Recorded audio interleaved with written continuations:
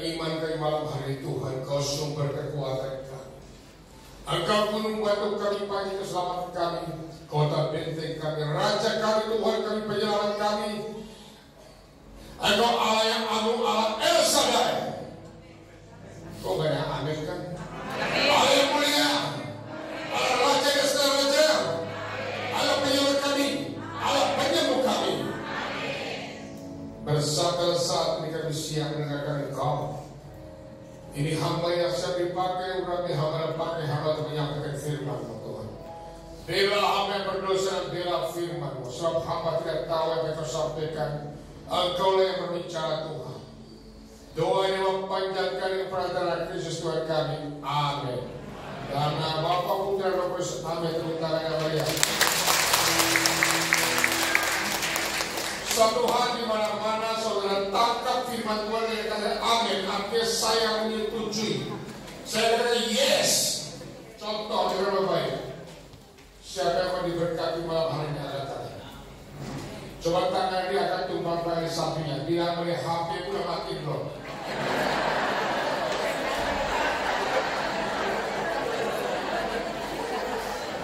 Saudara, ketika satu ini pengalaman saya masih ingat sebelum pandemi. Saya bawa renungan di perumahan. Saudara, saat itu saya sampaikan firman Tuhan. Dan ketika selesai saya ada doa-doa orang sakit. Ketika selesai saya katakan ada yang mau kesaksikan, maju ke depan. Enggak ada yang maju.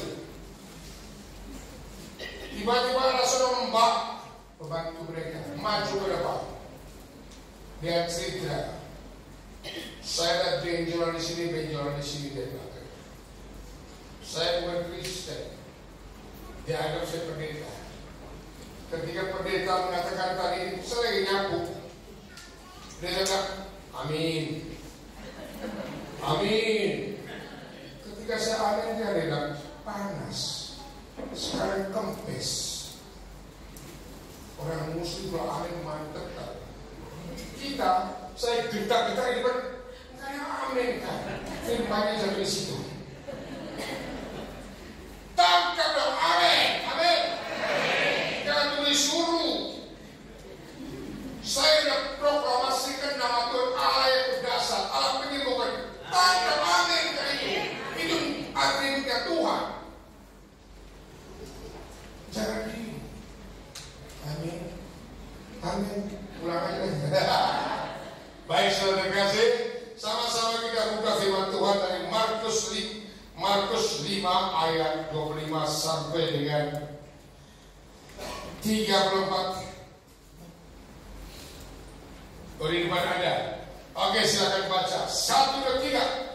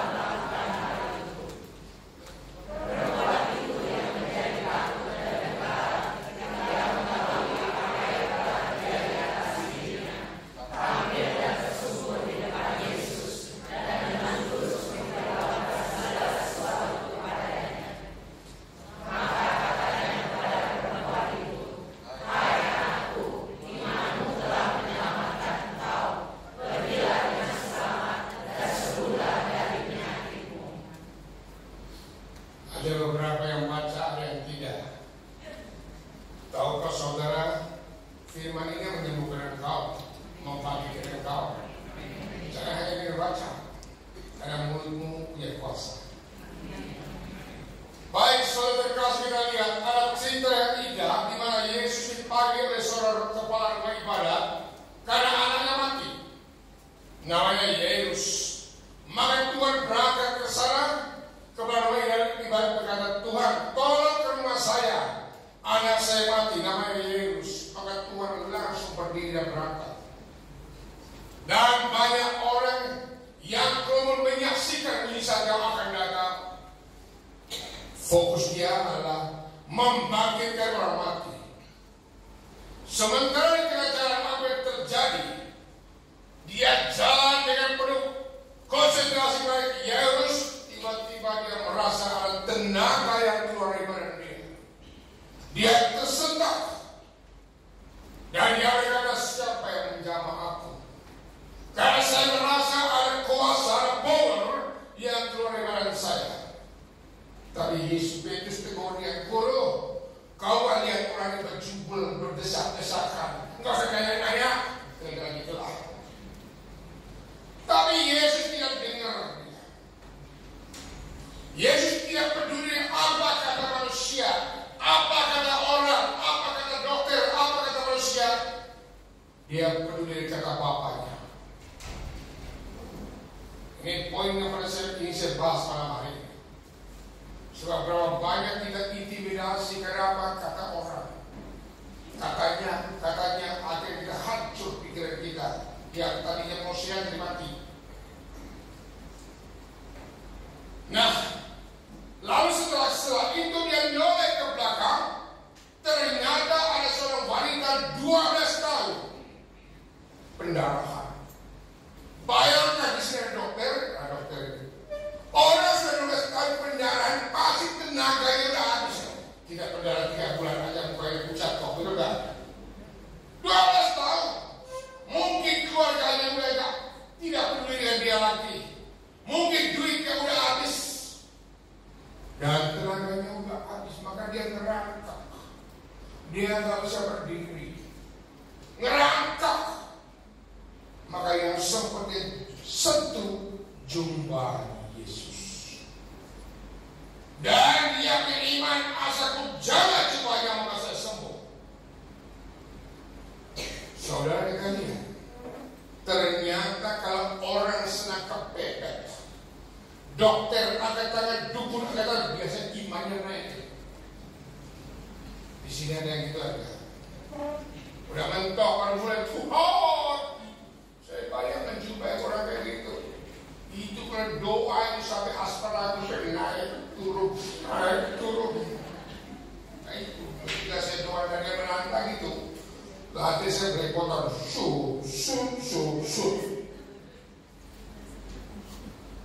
Nah, coba masih ada duit, masih ada relasi, dia seger doa Tuhan tolong sembuhkan aku.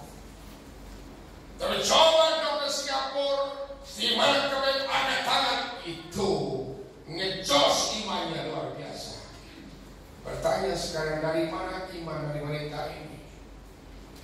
Dijelaskan ayat sebelumnya tadi berkata, dia sudah banyak mendengarkan tentang Yesus. Iman dia, semangat dia, harapan dia timbul dari mendengar kesaksian orang. Saudara yang pernah mengalami kasih Tuhan, tolong bagikan pengalaman iman kepada sesama. Ini salah satu penyakit kalau Katolik disuruh kesaksian malas minta ampun. Masih ingat ke saudara 10 orang kusta disembuhkan Tuhan. Hanya satu yang kembali bersaksi, yang lainnya kumat lagi. Tuhan menyembuhkan kita bukan untuk mengirim Tuhan ke dokter. Tuhan sembuhkan kita bukan untuk hemat uang, no. Tuhan sembuhkan kita untuk memuliakan nama Dia, untuk bersaksi. Kalau mau sampainya, untuk saksi ya, ya. Kita mau jangan cuma kita mau kita bersaksi ya. Kalau nggak bersaksi buat lagi dong.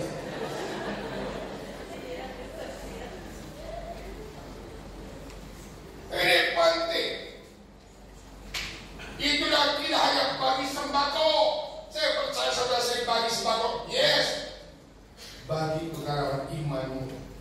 Karena di luar sana ada uang yang banyak, hartanya banyak. Dia membunuh diri. Dia stres. Dia terikat orang tidur. Segalanya uang, segala hartanya ada. Ternyata itu jawabannya. Itu bukan jawabannya. Maka penting saudara bersaksi. Amin. Amin.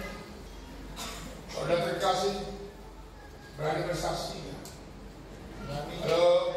Amin. Berani nggak? Sini teman-teman saya sini. Sini nih. Ini anak rohani saya dengan suaminya sih.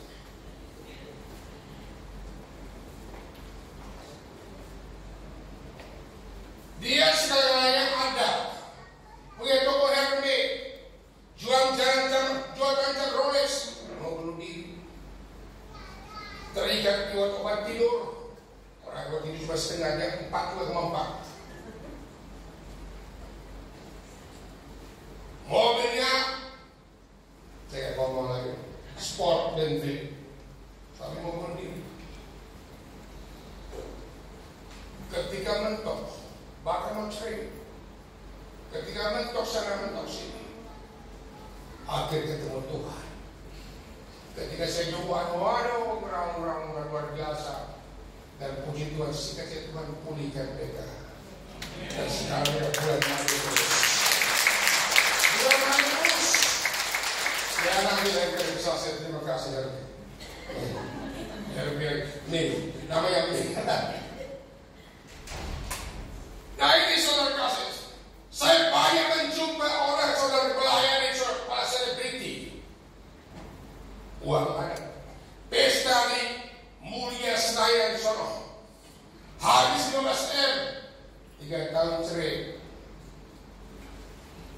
Uang bukan jawabannya. Ngomong di sampingnya, dengar itu. Apa duit, ngomong itu. Duit, ngomong ayo.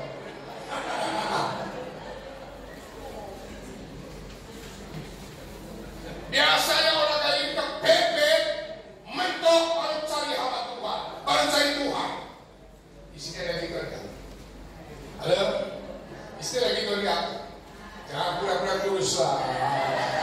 Pura-pura doa lah. Kalau ada tertawa itu menandakan pengakuan dosa saudara, bertobat kau. Kita bisa jaim-jaim. Itu disorot berdiri, arah berdiri itu.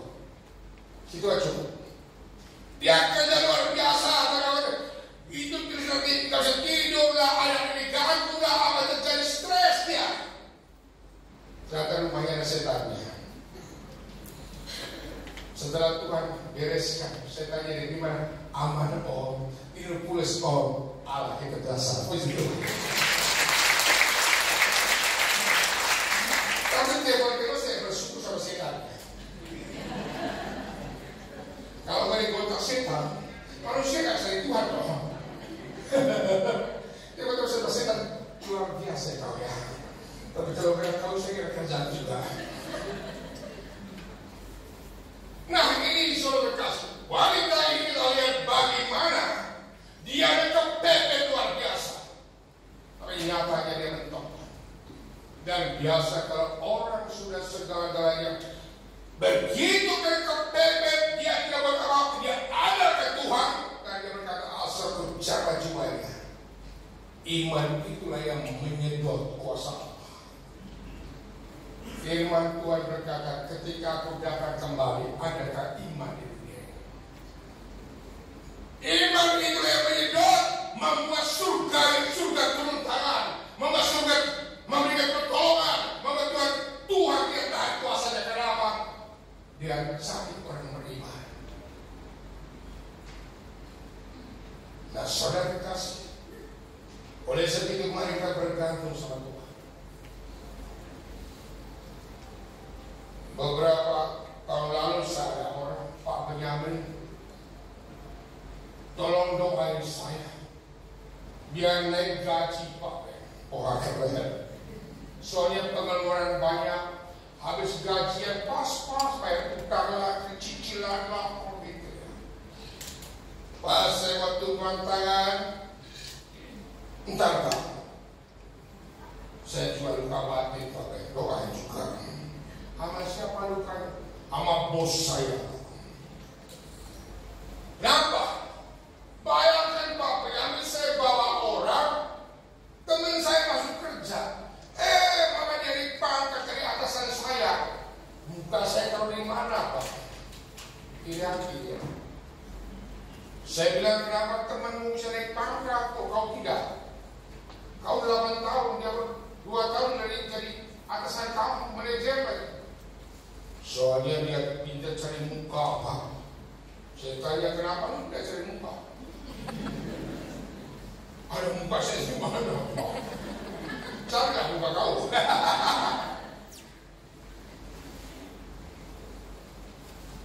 Lalu ditanya, Pak Bunyani selain hamba Tuhan kerjanya apa? Saya kan kerja siang malam, saya cari muka ke Tuhan. Teman kami berkati ini, kayak dia pintar kau bilang menjilat. Saya siang malam menjilat sama Tuhan. Karena saya nggak punya apa-apa lagi. Saya full time 26 tahun di Katolik, nggak ada gaji, nggak ada sponsor, nggak ada. Siang malam hanya menjilat sama Tuhan. Bodoh amat umat mau gosip, bodoh amat. Saya pegang firman Tuhan ini. Yesus, jangan dengar apa kata orang. Amin. Amin.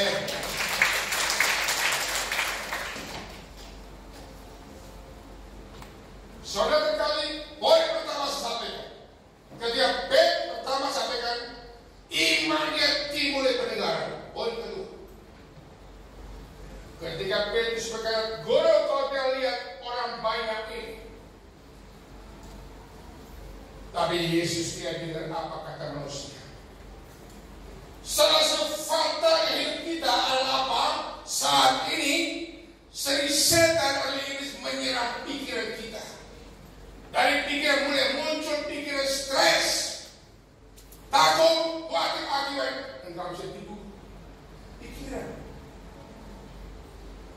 Apalagi ada gosip, lu tahu nggak? Mulai nggak bisa tidur, nyanyian. Pikiran. Muncul intimidasi. Kalau gara-gara saya ini begitu, ini intimidasi terjadi. Nyerang pikiran. Anda mencuri dari pikiran dulu, turun ke hati. Orang berzina dari pikiran turun ke hati. Pikiran ini membuat saudara tidak bisa tidur. Apalagi dia dokter mengatakan, saya akan kagak. Mulai pikiran ngaco, mati aku. Mulutku dan doaku, mati benar. Malam hari ini kita belajar, jangan dengar apa kata orang.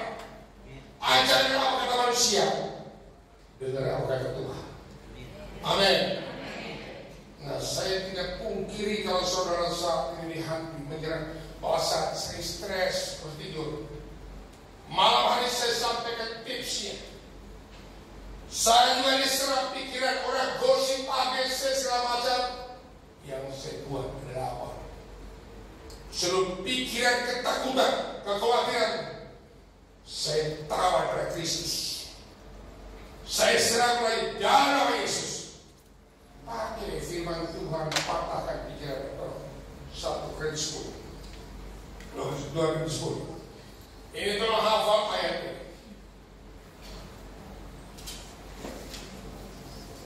Dua Korintus 10 ayat 5 sampai 3. Dan merubuhkan setiap kubu yang dibangun oleh keangkuhan manusia untuk menentang pengenalan akan Allah, demi melawan segala pikiran dan menaklukkannya kepada Kristus.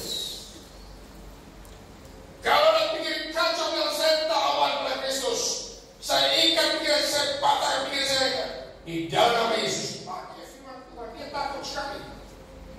Kalau saudara takut bilang, saya tidak takut dalam Yesus.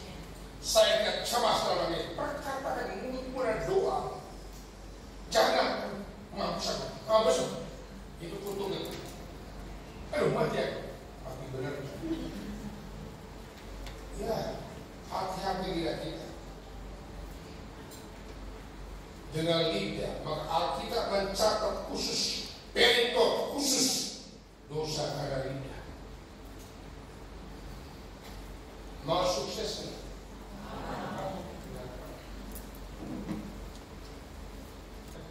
Amsal 18 ayat 21.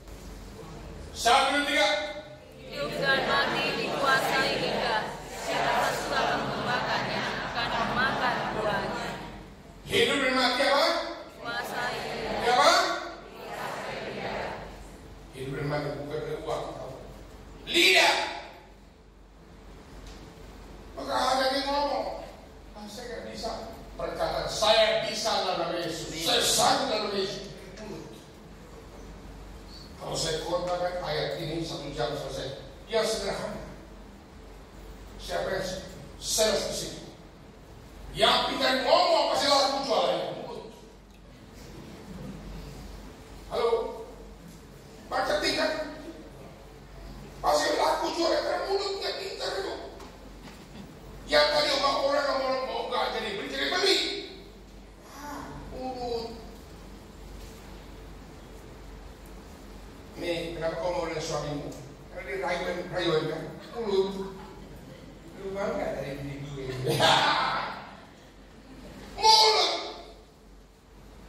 Hidup dan mati kata firman, bukan kata saya, bukan keluarga, lidah kita. Nah, kembali hari ini kalau saudara diintimidasi, saudara mengatakan lupa bisa berkatakan, saya tahu saya bisa dalam nama Yesus, saya sanggup dalam nama Yesus. Berkatakan itu. Nah, kalau yang pernah nonton YouTube saya dari Mananta, nonton bagaimana saya kuasa perkataan itu terjadi. Terlalu panjang. Yang udah nonton lah kata. Yang belum nonton dosa lu rugi lu nonton. Dosa lu. Hah? Kenapa? Itu. Kalau siapa saya ada itu. Dari menantang saya yang dengan rahasia.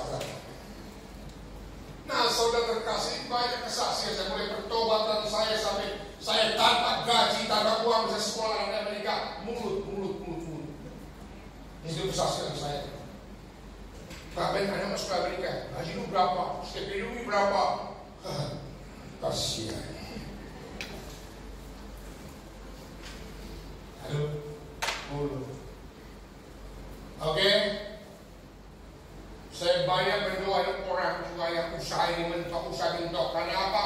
Korban mulut. Ketika bapaknya bilang, anak blow out, anak beko, itu kutuk tahu. Anak kualat. Saya banyak menjumpai orang kayak gitu. Usaha ini apes. Saudara itu harus perlu doa pemutusan pematahan.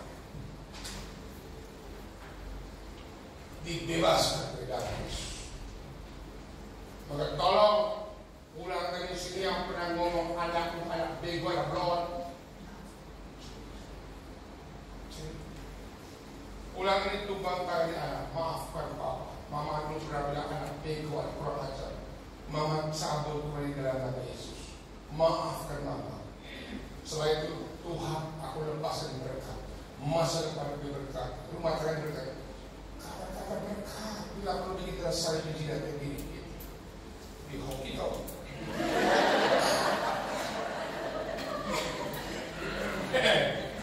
Itulah yang akan di depannya diberkati. Begitu. Jangan cuma selama melulu. Pikir. Begitu sakit waktu nak kanker, mati aku. Berkatakan hai kanker, tubuh kau bela, engkau tidak berkuasa diri saya sembuh dalam nama Yesus. Saya sembuh dalam nama Yesus. Berkatakan itu. Saya sembuh dalam nama Yesus. Saya sehat dalam nama Yesus. Itu caranya. Mulut berdoa. Kembali kepada firman Tuhan. Ketika wanita berdarah ini saudara, dia gemeter ketakutan karena ketahuan. Tapi Yesus tidak marah. Dia bilang, anakku, bangkitlah, berdirilah, imanmu menyelamatkan engkau. Saudara terkasih, banyak sekali beberapa kali saya doakan orang pada saat PDP atau alkohol zaman dulu. Ini adalah stroke. Roh saya berkata disembunyi. Ketika saya timbang tangan, Pak, percaya gak Tuhan bisa menyembuhkan Bapak?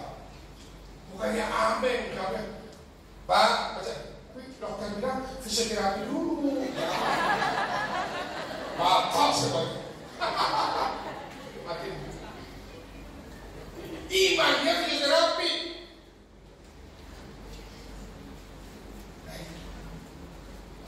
Maka oleh sebab itu nanti saya akan yang berdoa sudah masuk ke depan. Cara imannya harus betul-betul doa dari Di sini sekarang imanmu yang menyembuhkan engkau. Kata Tuhan, imanmu yang selamatkan engkau, yang menyembuhkan engkau, yang membiasakan engkau, yang membuat engkau bangkit dari segala-galanya. Jangan maju ke depan. Banyak saya doain orang online apa, terserah apa aja. Suruh saya PR, saya ini cuma donor iman, lo tahu. Lu doa juga, saya doa. Oke, banyak orang itu maju ke depan, sondor kepalanya. Saya tidak bisa menyembuhkan, gak bisa. Saya hanya berdoa. Engkau yang berdoa, saya bantu doa. Maka mujizat terjadi. Dari demikian, ya. Kayak kemarin saya di Bandung itu, 2 orang ibu itu. Kebetulan orang Flores juga. Kalau orang Flores kena kanker, kita gak punya duit kan, makro kita kasih menjelekkan. Tapi ibu ini dari Tasikmalaya. Saya bengong. Saya pura-pura bayangkan ini sudah pancoba ini maju pegang tangan saya. Setelah itu dia resting. Saya nggak tahu seperti apa. Sama lagi demikian, itu ada kanker om. Saya bilang bayangkan Tuhan maju, saya bilang minta Tuhan sembuhkan aku. Saya sentuh tangan dia resting. Setelah dia bangun, sampai Tuhan dia nangis di dapur. Ini juga nangis. Kenapa nangis? Kenapa? Sembuh Pak, nggak ada lagi Pak. Terus. Orang belakang dia tahu saya pernah kanker payudara. Saya tidak doa ini, iman dia yang bekerja. Persis kayak Mbak tadi, amin, amin. Saya doain dia. Dia lagi nyapu, amin, amin. Tuhan sama. Aku tangkap firman Tuhan, maka pedulilah iman. Haleluya. Yang itu. Asal jangan coba. Hal ini sangat luar biasa. Ini bicara soal iman kita malam hari ini. Jangan berharap pada hamba Tuhan, saya tidak bisa menyembuhkan. Nanti pada saat yang mendoakan maju depan nanti, iman, jangan lihat muka benar-benar, bayangkan Yesus siap menyembuhkan.